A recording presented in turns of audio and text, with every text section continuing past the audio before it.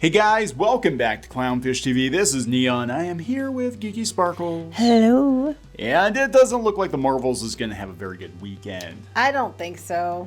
Yeah, we're going to talk about the box office. We're going to talk about the critical reaction. Not good. Neither one are looking very good. No, I mean, it could be fair. The audiences could love it, but I don't think that's going to happen. Certain audiences are going to love it, and this thing's going to be a divisive movie. When you have outlets that traditionally lean far left saying that it's train wreck, I'm just saying. Yeah, that's not a good sign. So let's talk about this. The Marvels headed for box office disaster, critical disaster, and this might force Disney to pivot the MCU. I mean, they've kind of pushed some movies back, but if this one lands with a thud, that's like what, the second or third Marvel movie in a row that has underperformed. Yeah, because what was it? Eternals did bad. Then Ant-Man, the Wasp Quantumania did bad. Now Guardians did okay. But that was a Guardians. It was Guardians, yeah. and then this one's not looking too hot. Yeah. So let's talk about this. The luster has long since worn off the MCU. Before we get into it any further, please subscribe for more pop culture news, views, and rants. Guys, you get a woohoo if you do. Woohoo! We are recording from Secret Location B. Yeah. AKA our house. So if the audio is a little wonky today, that's why. Again, they're doing some construction projects around our office building, and that would have been a lot of noise. So you know, Neon's face can turn very, very, very red. I've learned the last couple days with all the noise and construction, and we try to go to other places, and it can't work there either because people are noisy. Yes, we have multiple businesses, and we've tried to move our recording setup to multiple places to record, and nothing works. Nope. So here we are. And sorry, it's echoey. That's what we're paying rent for, right? Anyway, so this is Shadowbinders Volume 3 on shopclownfish.com. Go out and support this crowdfunder if you want to, please. And thank you for the support so far. It will be a full-color graphic novel coming to you next summer. We're still working on it. It's a lot of pages. And we still have a handful of 1 and 2 left that you can pick up as well. Okay, so there's a lot riding on the Marvels here.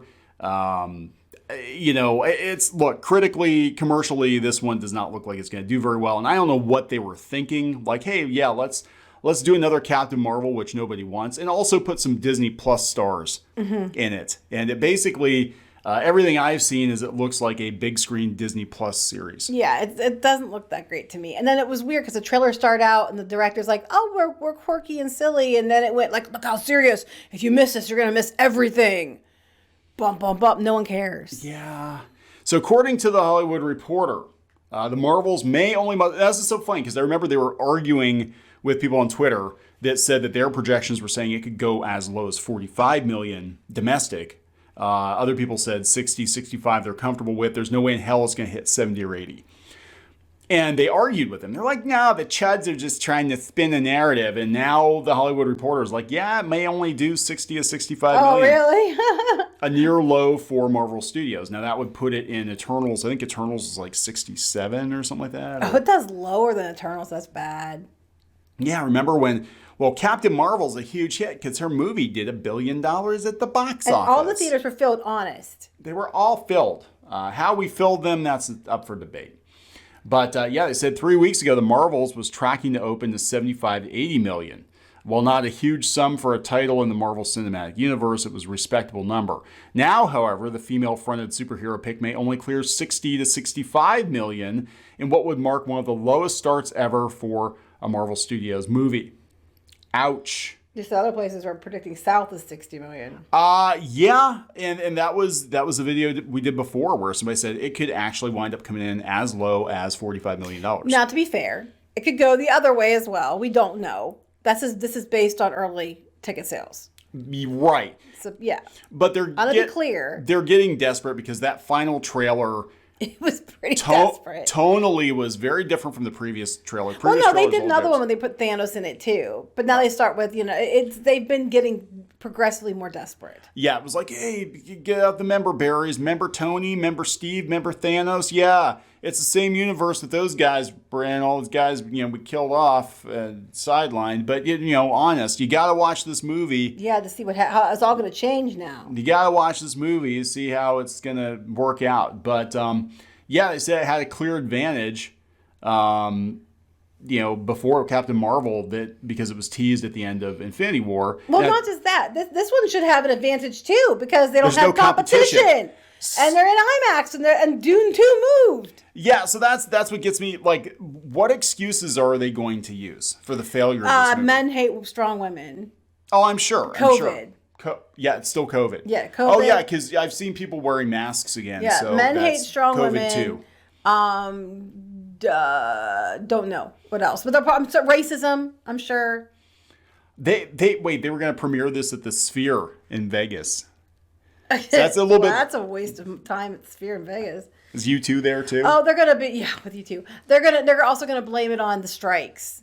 Oh, the strikes, yes. Right. Because even though all these other shows and movies, whatever, they're cutting side deals and all that, and they're still filming movies. We still have more movies coming out next year. They've been banked for a while. And the strike thing's bullshit. I mean, honestly, it probably does you a favor. No one cares that the actors are at junkets talking about the show. Brie Larson did more damage to Captain Marvel last time talking than So I mean that's not it. So yeah, it's going to be really interesting. Well, to let's see look at the reviews. Let's look at some of these reviews. Yeah, I went to Rotten Tomatoes. And that was weird because they weren't showing. Then afternoon, I think the embargo was lifted, and they were saying that it was like 41 reviews, but only 5 were showing. Well, now it's up to 70 reviews, and I believe most of them are showing now. So okay. So the embargo's up. If we go to there, and now there's all critics and top critics, but the reviews are even some of the good reviews are like sound bad, but they're positive. Yeah, like this one. Look, it got a fresh. It's a lively, relatively simple, character-driven ride through the cosmos that makes up for its plot weakness with personality. They keep saying over and over again how weak the plot is. You go, okay, here, there's different ones. Let's pick a couple. There's like good and bad. Let's see here. Here's a bad. Well, Aman Vellani is an absolute delight as Ms. Marvel. She actually seems like a good kid. I've said that multiple times. And the film is superficially fun. The story and tone are a complete mess. Feels like big chunks of the movie are missing. The movie never figures out what it wants to be or where it's going. Now, somebody else said, and I'll pull up this other article after we look through this, but they actually had early reactions, and people said it feels like this movie was cobbled together in the editing room. And that would explain a lot because the director kind of went MIA, and then she went out and started working on another movie when they were still trying to get this movie put together. I think she's trying to argue that now or whatever, but I don't know. Grace Randolph. Because it's Grace Randolph, fresh. The Marvels is a lot of fun. And at 1 hour and 45 minutes, short and sweet, the chemistry between the 3 leads is fantastic. Plus, the action scenes are inventive. It may not have broad appeal, but with some people, it'll really connect. Okay. I keep seeing that repeated. Okay, so let me translate for you. If you like the current Marvel comics, if you like the current era of Tumblr artists turned Marvel Comics pros, you probably will like this movie. If you're expecting actual proper Marvel Comics action and plots and things to make sense, you probably will not like this movie. Well, if you go back to my article, I have a few pulled up that are pretty good ones. So if you go here, like there are some positive ones. It is all, of course, entirely ridiculous, but presented with such likable humor. And look at those ads on this garbage tier website. Particularly the Marvels visit a planet where everyone sings instead of speaks. If you like cats and musicals, this one's for you. The Marvels is that rare superhero adventure seemingly tailor-made for cat lovers, people really into body swapping shenanigans, and those who live for jubilant song and dance numbers. Hot damn. Can't wait. So mass appeal there. Cats and Freaky Friday. Yes. And we just saw the trailer for what was it, Mean Girls 2 today? Yeah, oh God. Yeah. Don't even start it. Yeah. Well, like I said, this is the current audience. This is what Marvel has courted. Like Marvel under Disney has decided it wants to go after the cat ladies and the theater kids and all these people that are not traditional comic book readers. And this is like the manifestation of that. But again, it doesn't have broad appeal. It needs broad appeal to Marvel movies. It has 3 broads. It has 3 broads. Can we appeal their casting choices, their decision to make this movie? The characters and performances are strong enough to offset the film's shortcomings. The Marvels is a ton of fun, but unlike several of the recent MCU offerings, I'm genuinely looking forward to seeing it again. The Marvels is neither the best nor the worst MCU film, but it may as well be the most theme park-like. Most theme park-like. Okay. It goes on about, it's a good episode, a lousy season. The Marvels reminds the fans that they're watching, why they're watching, and it might even be someone's favorite installment. Maybe. Maybe, possibly, maybe. Batman and Robin is somebody's favorite movie too. Yeah, it's just saying. Now, if you go down, I do have the negative ones. Okay. Okay. Now some of these are from like places like little blogs like the Variety. There's there's a place in alt-right rags like Variety. And the Guardian and the Associated Press. There's a place in the MCU for whack job silliness, but the Marvels, the bits of absurd comedy tend to feel strained because they clash with the movie's mostly utilitarian tone. Variety. You can read one. All right, so she's a tool. A solid contender for the worst Marvel film yet. To say the Marvels is hard to watch would be to risk understatement. It's not just that it's not very good. It's hard to watch in the sense that a tree is hard to defend. A superhero movie clearly made and produced by people who have never read a Marvel comic book but read Archie instead. Yes. It feels like it was made for teen girls and not for actual comic book fans. Film threat. Because it was. Look, this is exactly 2015, 2017 Marvel on the big screen. And this is why Phase 4 and Phase 5 are failing, because they're doing all the same things that they did wrong in the comic books. And they drove the audiences away from the comic books. Now here we are. We've got, just a side tangent. Now, 5 years, 6 years later, we've got all these comic shops going out of business and everybody's screaming at Marvel and DC to get their act together, but it's already too late. The damage was done. You chased off your audience. They're not coming back. They've moved on to manga. And the people that called it out were vilified. So, if you thought Eternals and Ant-Man the Wasp: Quantumania were low points for the limping Marvel Cinematic Universe, strap in for the ride of abject misery. Oh my that is God. The Marvels. The New York Post. The ride to abject misery. This was written by a woman from Associated Press. As is often the case with Marvel's girl power attempts, it feels a little pandering in all the wrong places and doesn't really engage in any specific or unique female point of view. Wow. A lot of the reviewers actually were women that were giving it negative ones. Washington Post, another small little paper. Right-wing rag, Washington Post. It's so fueled by fan service and formula, like pretty much everything in the MCU these days, that gives short shrift to such basics as narrative comprehension.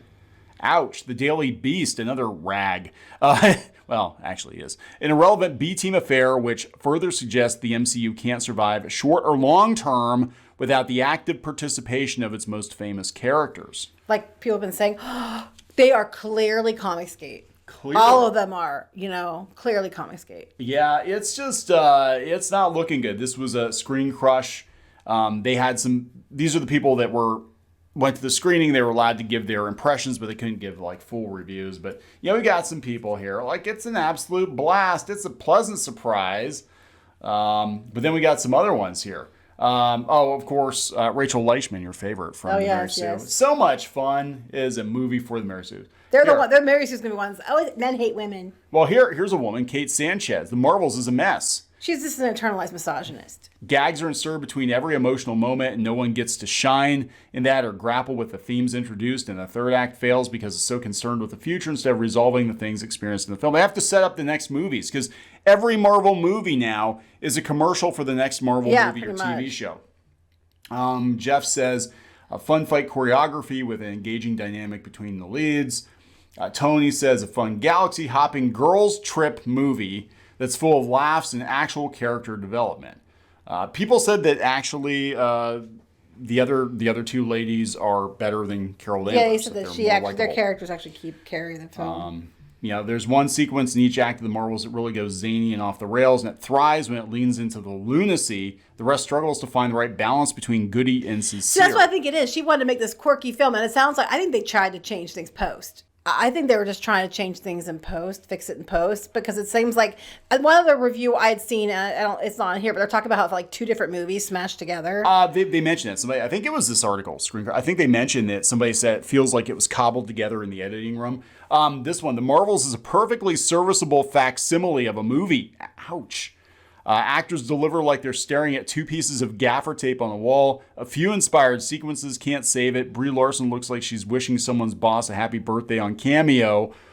Everybody keeps saying Vellani is a gem. Everybody keeps saying that Vellani is. She actually, I didn't watch Ms. Marvel. You watched part of it. Every time I've seen her, she actually does seem like a really good kid that's into the material she's been given to work with, you know, and that's all I can say. Like, she's into it. Over and over again, in most every review, they're like, you know, she's good. She's really good. You know, that's what they keep saying. It's fine, not bad enough to be the catalyst for the downfall of the MCU, and not good enough to be its savior. It shines when Nia DaCosta is able to lean into the emotions of the characters. On the positive side, Iman Vellani as Ms. Marvel is a lot of fun. Plot decisions felt like they were made up as they went along. I don't know. It goes on and on. Yeah, the reviews are coming out. Now, again, it's critical reviews so far, and we don't know how it's going to go. Was it 54% on Rotten Tomatoes now? I don't know if it's staying that way. They'll probably suddenly jump up to 80% or something stupid like that. But audiences could like it. It is possible. If audiences like it, you know, that's going to... People are going to say, well, go over the audience scores. Right. I know that audience scores are easily cheated both ways. Yeah. So we'll see what happens. Honestly, I will be very surprised if the audience scores far surpass the critical scores. Yeah. Look, it's going up. Yeah, shocker. One point, but it's got 8 more reviews. So, you know. Yeah. Wealth of Geeks. The Marvels isn't the franchise-dooming disaster that social media scuttlebutt and the film's lackluster marketing have alluded to, but it will not save Kevin Feige's billion-dollar baby anytime soon. Horrible CGI. A paper-thin villain. Yeah, Kamala is next level annoying. Jar Jar level. And a cluttered plot. Oh my God, the writing feels like a first draft. Captain Marvel is the only saving grace of the bunch, as her personality is improvement from the first film. Well, now the next one is like, while it's largely successful what it does, it's hard to escape a nagging feeling of overfamiliarity with whatever it is. I can't even, I'm reading sideways. That's why I keep having issues, guys. I've got her tilted sideways. No, I'm like way over here because normally we have our own screens, but we don't today. Of a villain audiences won't remember and a narrative arc cut we've seen in other previous installments. Yeah, the villain is like some purple-haired chick. It's like they put it's more pink. Pink, purple-haired Tumblr chick. So this is what it's for. So they totally put a chick in it. They probably made her gay, and they definitely made her lame. Yeah, I don't know. I haven't seen it. I'm not gonna watch it. Squid King is going because his one friend wants to go, and all their other friends bailed to go see it because they're like after Secret Invasion, they're like, no, we're out. Yeah, it's so weird because that whole group, like, they were all into Agents of S.H.I.E.L.D. and all the Marvel movies, and they were watching all the Marvel stuff together. And then after Secret Invasion, they were like, yeah, we're just out. We're not doing any more Marvel. No, and he's going because his friend wants to go really bad. One friend out of that group. And no one else will go. Nobody else will go. And he does, he's like, I'll go with you so you don't have to go by yourself. But he's like, but he'll let us know. He'll be honest, actually. He's pretty honest. So. Yeah. So we're going to wrap this up. Yes. Please subscribe for more pop culture news, views, rants. Guys, get popcorn ready. This weekend is going to be wild. It's going to be wild. I can't wait for the fallout. We'll see what happens. Bigots are mad. We'll see what happens. They're big mad. Big mad. We'll see you later. Bye.